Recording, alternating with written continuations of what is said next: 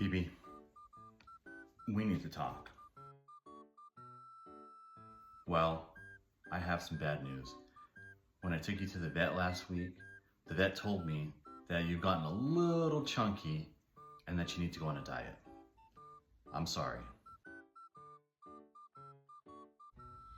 Look, BB, I'm sorry. There's nothing I can do. Doctor's orders. I'm not chunky. This right here it's skin. It's not fat.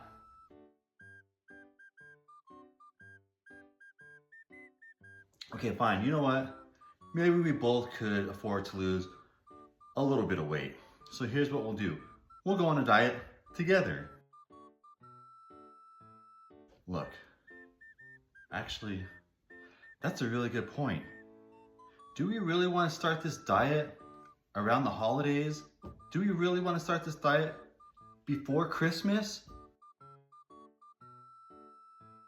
Wow.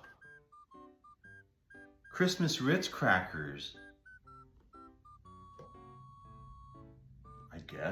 I guess we could start our diet in the new year. BB, this was a really good idea. Let's start our diet after the holidays. Who wants a cracker?